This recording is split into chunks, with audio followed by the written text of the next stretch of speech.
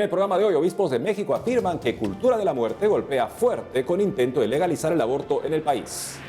Además, proclaman beato a Carlo Acutis, el ciberapóstol de la Eucaristía. Y el Papa se compromete en la lucha contra blanqueo de dinero y financiación del terrorismo. Amigos, bienvenidos a un nuevo programa más, en un inicio de semana en EWTN Noticias. Soy Natalie Paredes. Yo soy Eddie Rodríguez Morel, gracias por acompañarnos. Iniciamos el programa con noticias de México, donde los obispos del país afirmaron que la cultura de la muerte está golpeando fuerte con el intento de legalizar el aborto. Conozcamos lo que dijeron en el siguiente informe.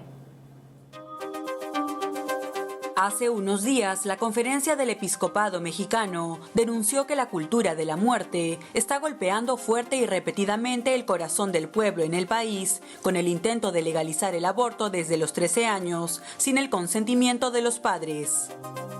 En un comunicado publicado el pasado 6 de octubre, el episcopado advirtió que existe en el Senado de la República una iniciativa que busca reformar diversas disposiciones de ley bajo el supuesto argumento de promover el derecho a la salud de los mexicanos y en particular de las mujeres, de los niños y adolescentes. Los obispos hicieron referencia a la propuesta de unas senadoras del país, la cual pretende reformar y adicionar diversas disposiciones de la Ley General de Salud, de los derechos de niñas, niños y adolescentes, de educación y de acceso de las mujeres a una vida libre de violencia. Frente a esto, los obispos de México indicaron que todos los ciudadanos mexicanos deben velar para que estas iniciativas se guíen por el bien de todos y cada uno de los involucrados, ya que ven con preocupación que en el fondo de estas disposiciones, en realidad, se atenta contra la vida, la dignidad de la persona, la libertad de conciencia, el interés superior de la niñez y el auténtico derecho a la salud. Por ello, alentaron a los laicos católicos y a todos los hombres y mujeres de buena voluntad, especialmente a los padres de familia, a estar atentos.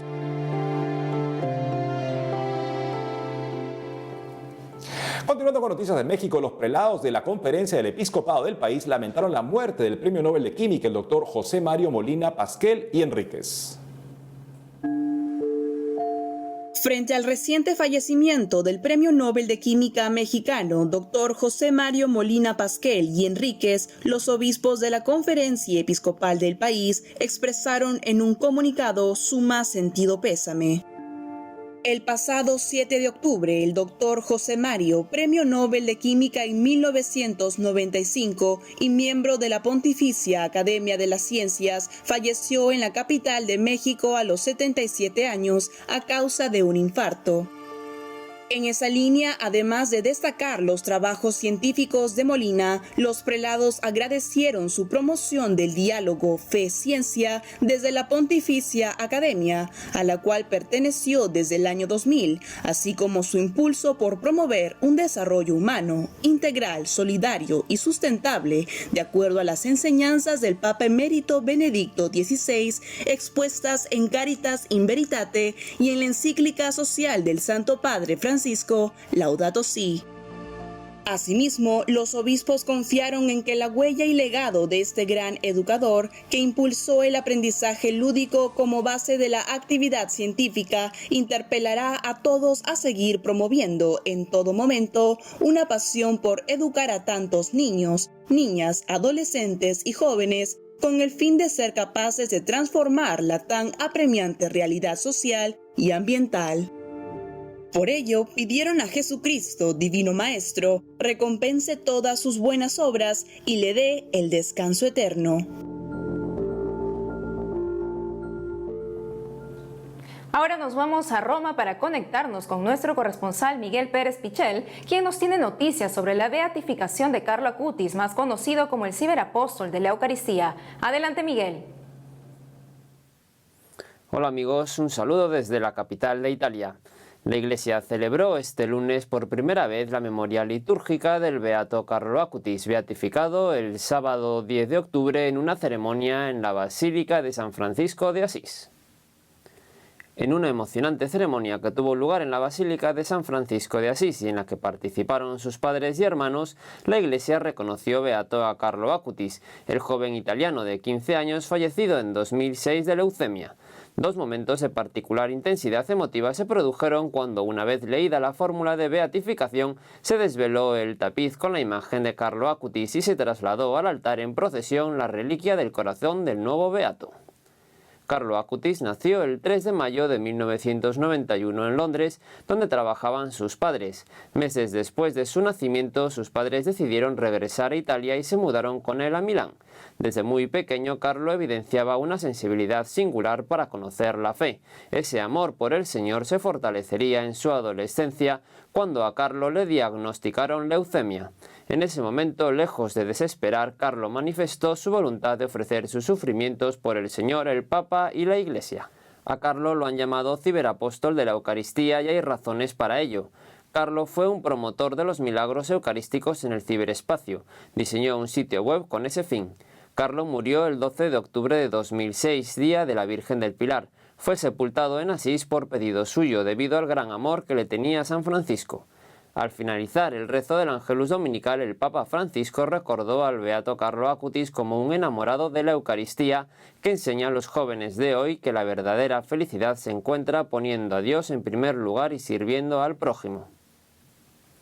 Por otro lado, y como es habitual, el Papa Francisco presidió desde el Palacio Apostólico del Vaticano el rezo del Ángelus Dominical, donde pidió a la Iglesia que no se apoltronen las formas cómodas y habituales de evangelización.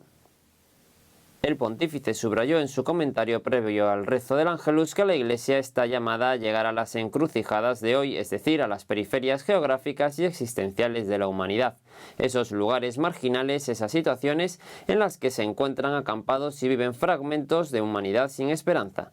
Se trata de no apoltronarse en las formas cómodas y habituales de evangelización y testimonio de la caridad, sino de abrir las puertas de nuestro corazón y de nuestras comunidades a todos, porque el Evangelio no está reservado a unos pocos elegidos.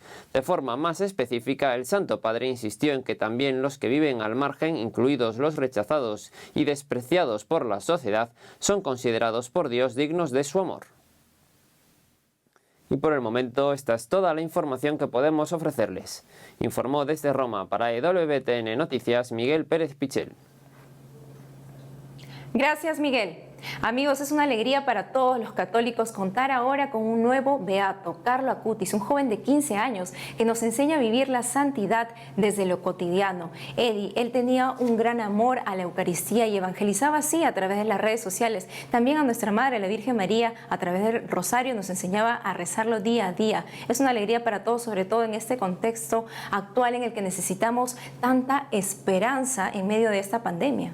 Tenemos un hermanito mayor, más en el cielo actualmente, y pienso en lo que decía Pablo VI del apostolado. Decía, el apostolado es un rebosar, un desbordar de vida que se transmite a los demás, ¿no? Una exuberancia personal y espiritual, así lo definía. Sin eso no puede haber apostolado, y este niño pues califica perfectamente para esa definición de apostolado. Y también me recuerdo una hermosa, de tantos mensajes que da, tan profundos para su edad justamente, y no se dice, bueno, es que está entregado a Dios, está enamorado de Dios, habla como un enamorado. Y él decía que nosotros tenemos que vivir para lo eterno, no para lo pasajero. Lo eterno es nuestra patria. Siempre hemos sido esperados en el cielo. Qué hermoso mensaje para animarnos a entender la vida, y también como una luz en nuestro camino que nos ilumina para poder vivir con el sentido que descubrió y que pudo compartir siempre el nuevo beato Carlo Acutis. Pasando a otras informaciones, les contamos que el Papa Francisco se comprometió en la lucha contra el blanqueo de dinero y la financiación del terrorismo. Hace unos días, el Papa Francisco afirmó sentirse personalmente afectado en la lucha contra el blanqueo de dinero y la financiación del terrorismo. Así lo afirmó en una audiencia concedida a los miembros de MEIVAL, el Comité de Expertos del Consejo de Europa. En ese contexto, el Santo Padre señaló que ese doble objetivo está estrechamente vinculado a la protección de la vida, a la coexistencia pacífica del género humano en la Tierra y a una finanza que no oprima a los más débiles y necesitados. Asimismo, insistió en la necesidad de replantearnos nuestra relación con el dinero, ya que puede desviarnos de nuestros objetivos y hacernos caer en las tentaciones. En ese sentido, lamentó que en ciertos casos hayamos aceptado el predominio de este sobre el hombre y advirtió que a veces, con tal de acumular riquezas, no se presta atención a su origen y a las actividades más o menos lícitas que la han originado y a la lógica de explotación que puede subyacer a ella. Por este motivo, exhortó a estar vigilantes, porque puede suceder que se toque el dinero y las manos se manchen de la sangre de nuestros hermanos. Finalmente, el Papa Francisco abogó por la protección de una finanza limpia, en el ámbito de la cual se impida a los mercaderes especular en ese templo sagrado, que es la humanidad, según el amoroso plan del Creador.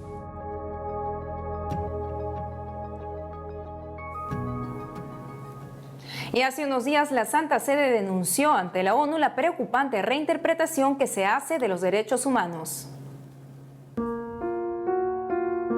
Hace poco, el observador permanente de la Santa Sede ante las Naciones Unidas, Monseñor Gabriel Caxia, le comunicó al organismo internacional la preocupación del Vaticano por la reinterpretación de los derechos humanos y recordó que las leyes existen no para causar la muerte, sino para proteger la vida y facilitar la convivencia entre los seres humanos. A través de un comunicado, el prelado manifestó que la Santa Sede está profundamente preocupada por la creciente presión para interpretar los fundamentos mismos de los derechos humanos, lo cual puede conllevar a comprometer su unidad interior para alejarse de la protección de la dignidad humana y satisfacer intereses políticos y económicos.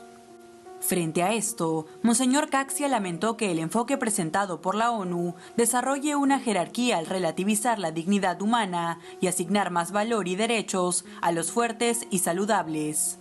Al respecto, el prelado criticó específicamente la promoción del aborto y la eutanasia como supuestos derechos, agregando que debido a la escasa comprensión de la naturaleza, se conduce a graves desigualdades e injusticias.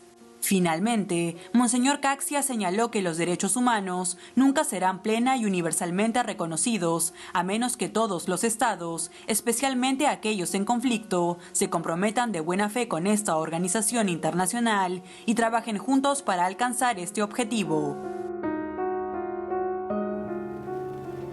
Amigos, tenemos que hacer una pausa, pero al volver, por guerra entre Armenia y Azerbaiyán, destruyen histórica catedral en bombardeo. Además, Colombia celebra reapertura de la Catedral de Sal con reinicio de misas públicas. Ya regresamos con más información en EWTN Noticias.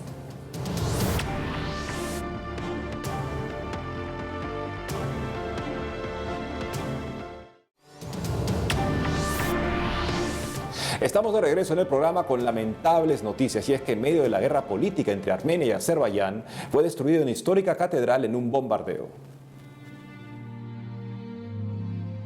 La histórica Catedral de Gaziantep, también conocida como Catedral de San Salvador, en la ciudad de Shushi, situada en la región Nagorno-Karabaj, al sureste de Armenia, cuya soberanía se disputan este país y Azerbaiyán, ha quedado destruida como consecuencia de 2 bombardeos en los que han resultado heridas varias personas. Aunque los ataques en inicio no fueron reconocidos por ninguna de las dos partes en conflicto por el control de este territorio, el gobierno de Armenia responsabilizó al ejército de Azerbaiyán, algo que negó el Ministerio de Defensa de esta nación al principio, pero que según medios locales finalmente se habría comprobado por los armenios. Cabe resaltar que la ciudad de Shushi, donde se encuentra la catedral, está en un lugar aislado, lejos de cualquier zona estratégica que pudiera considerarse un objetivo militar. En ese sentido, este hecho podría tomarse como una prueba de que la destrucción del templo sea debido a motivos religiosos y no militares. Como se recuerda, Armenia y Azerbaiyán se están enfrentando militarmente por la región de Nagorno-Karabaj desde hace una semana, un territorio montañoso de mayoría armenia, pero cuya soberanía se reconoce a Azerbaiyán. Inicialmente, el conflicto es político y nada tiene que ver con la religión. Sin embargo, hay evidencia de que el componente religioso está empezando a tomar cada vez más relevancia, siendo el ataque a la catedral una muestra de ello.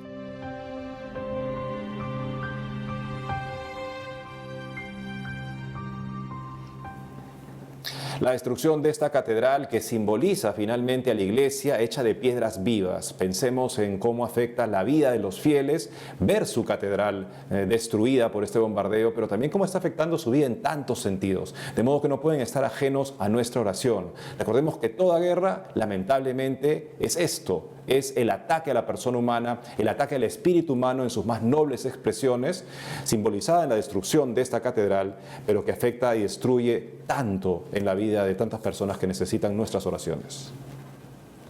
Y nos vamos hasta Argentina, donde se encuentra nuestro corresponsal en el país, Matías Boca, quien nos comentará sobre el pedido de oración que hicieron los obispos argentinos para rezar por un turismo post-pandemia solidario y sostenible.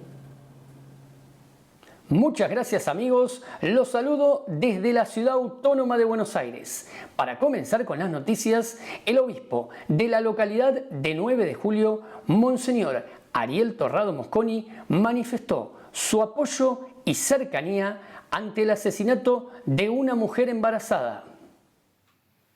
Salvemos las dos vidas. El 9 de julio estamos consternados por la situación de un hecho de violencia donde una mamá fue brutalmente asesinada mientras llevaba a su hijo en su vientre. En aquel momento de dolor, en el responso, el papá de esta joven de 28 años lloraba en la muerte de su hija mientras sostenía el féretro de ese niñito por nacer, que, sin duda no pudo ver la luz de este mundo. Qué importante es que todos trabajemos para luchar contra la violencia en la familia y que cuidemos la dignidad de la mujer. En otras noticias, obispos invitan a rezar por un turismo post-pandemia solidario y sostenible. Los obispos de la Comisión Episcopal de Migrantes e Itinerantes consideraron posible un futuro turismo responsable, solidario y sostenible. La valoración de los recursos y las actividades locales serán puntos de inflexión en la lucha contra la pobreza que la pandemia ha hecho aumentar de forma exponencial.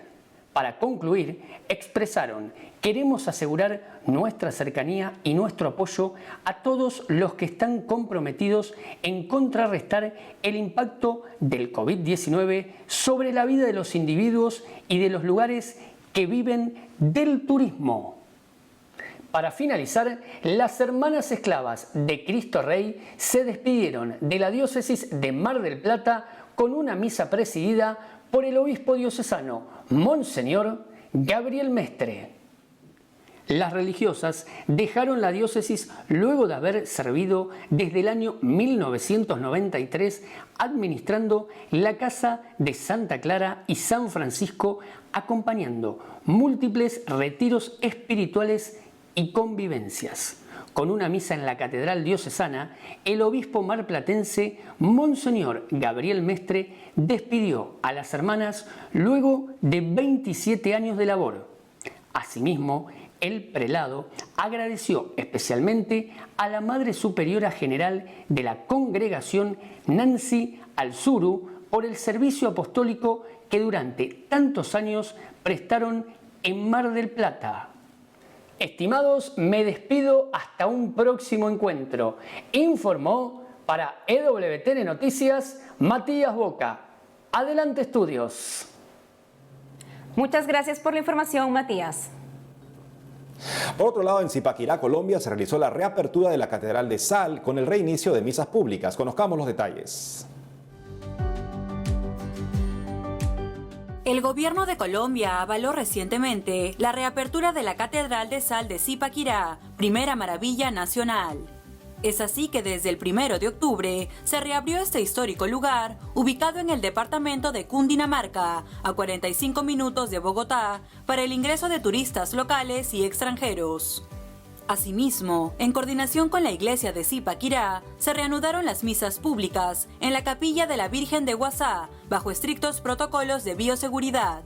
En ese sentido, desde la diócesis del lugar se informó que se ha hecho todo un proceso para adaptar la catedral según todas las disposiciones de bioseguridad que pide el Gobierno Nacional, el Ministerio de Salud y el Ministerio de Turismo y Desarrollo. Además, se dio a conocer que la Eucaristía tiene como lugar de celebración la nave central, donde está la cruz más grande que existe en el mundo, en parte subterránea, ya que ahí hay mayor ventilación y espacio. Por otro lado, se explicó que se instalaron más de casi 100 lavamanos para las personas que llegan, quienes luego deben pasar a su toma de temperatura, haber agendado con anterioridad su visita y la compra de su boleta de entrada. En esa línea, se detalló que por cada visita solo pueden ingresar grupos máximos de 10 personas escalonadas por 10 o 5 minutos de distancia.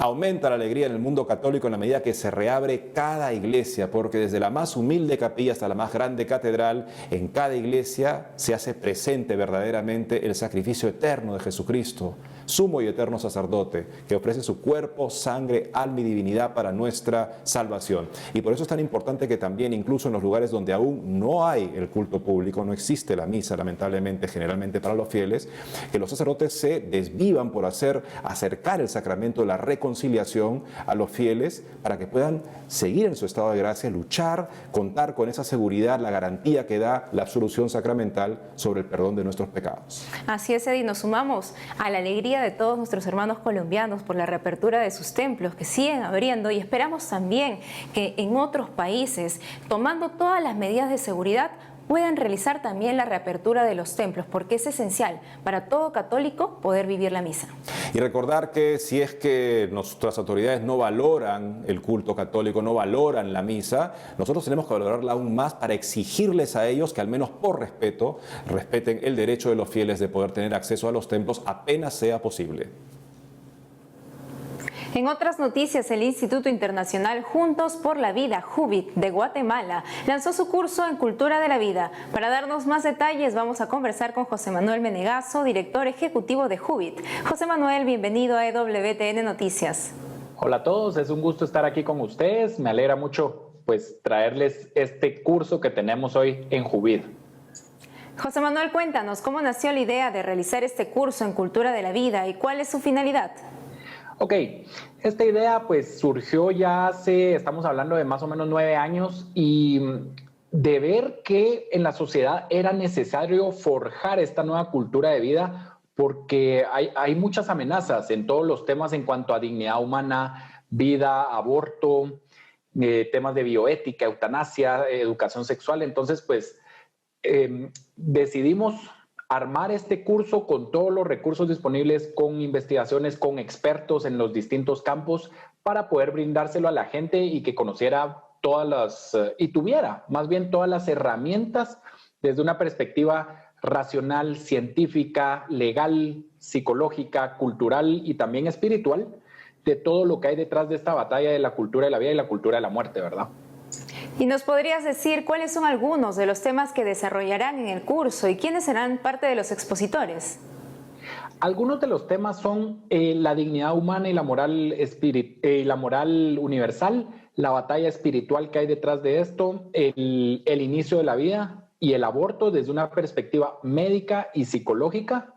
También vemos temas como bioética, introducción a la bioética, eutanasia, cómo forjar una cultura en pro de la vida, las organizaciones que tienen políticas antivida a nivel latinoamericano y a nivel mundial.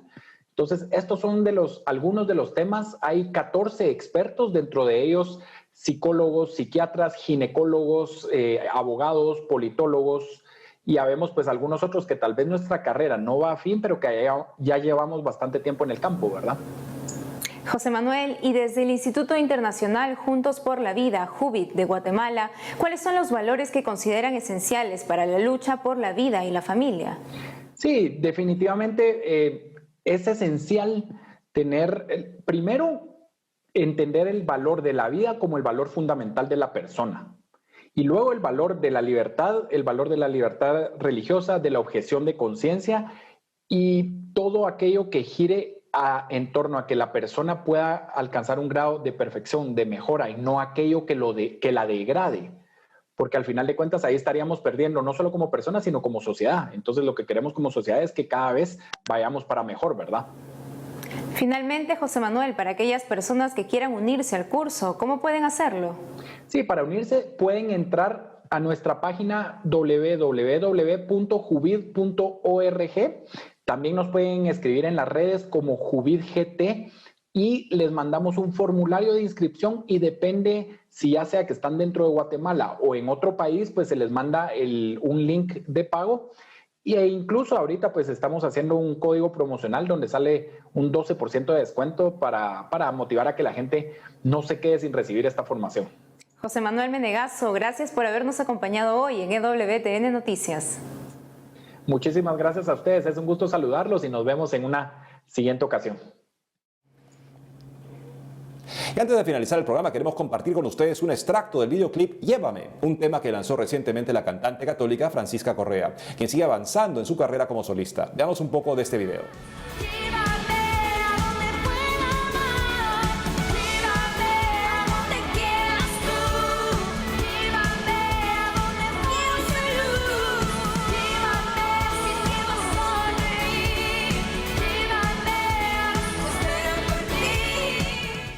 Amigos, hemos llegado al final del programa. No olvidemos que hoy estamos de fiesta recordando a Nuestra Señora del Pilar, patrona del Ejército de Evangelizadores. Así es, que vinieron al Nuevo Mundo justamente pasando por el santuario de Nuestra Señora. Además también es la fiesta de Nuestra Señora de Aparecida en esta misma fiesta, y también la primera memoria litúrgica del beato Carlo Acutis. Qué día tan especial. No dejen de seguirnos, amigos, en las redes sociales y en www.noticias.com. Hasta pronto.